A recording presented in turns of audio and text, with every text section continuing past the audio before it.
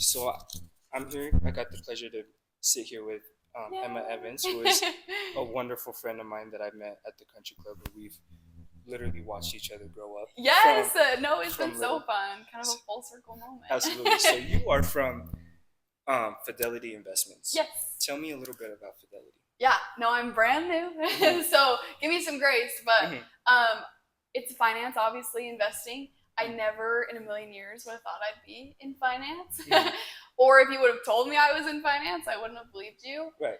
But I was working for a tech company down in Lehigh. I was cold calling right out of college, and I hated it. It wasn't for me. It was just not what I at all thought it was going to be, and I was miserable.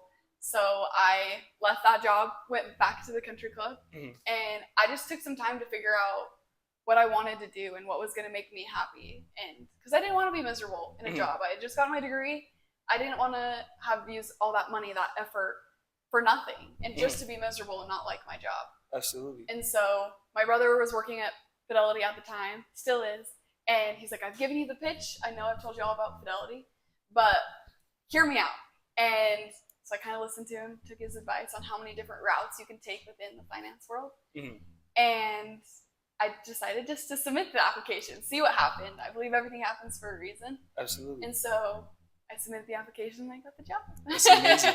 Well, congratulations to that. But Thank you know you. what's so crazy is that most people who would have went through that situation would have been like, you know what, I'm here.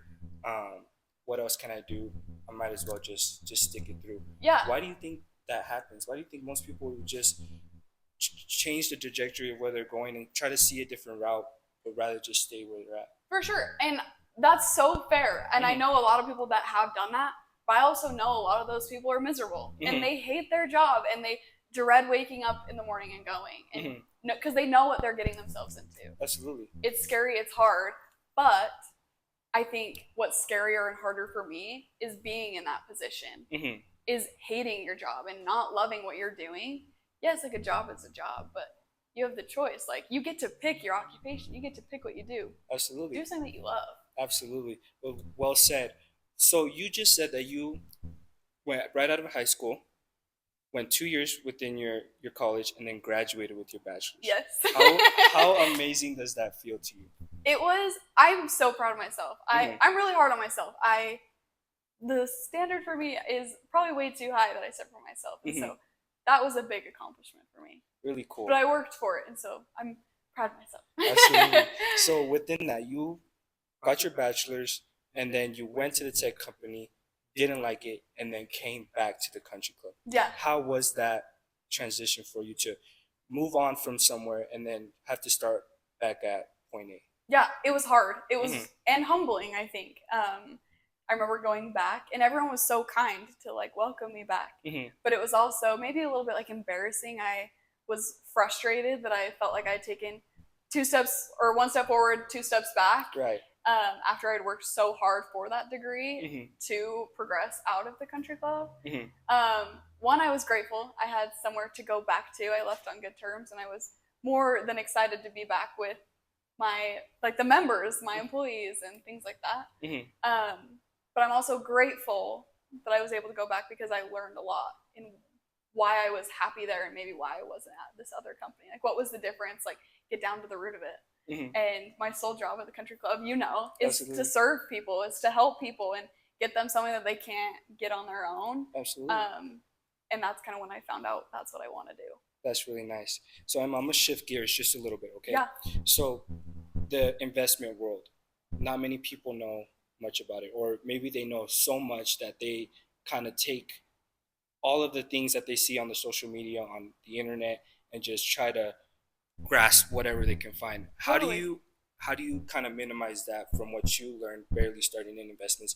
What do you tell people who are trying to figure out the investment world and kind of trying to navigate their way through investing? Absolutely. I think it's overwhelming. Even like when I was just like talking to my brother about finance and investing, I was like, that is so much for me, let alone having to like teach somebody else about it. Now that like I'm in it and I'm learning about it and I'm getting licensed, like, yes, it is a huge market.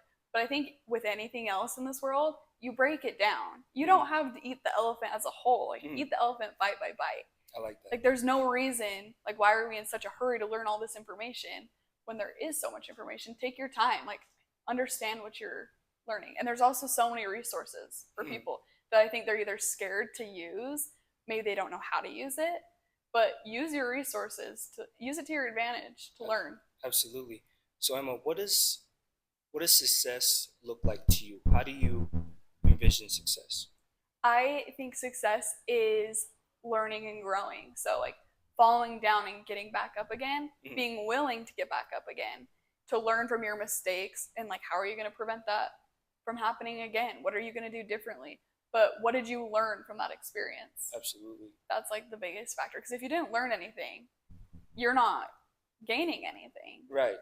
Right. So. You know, the most common thing that I learned within the real estate business is if you're afraid to fail, you're not going to succeed in this world. No. It's very hard to accept failure, but it's very easy to get back up.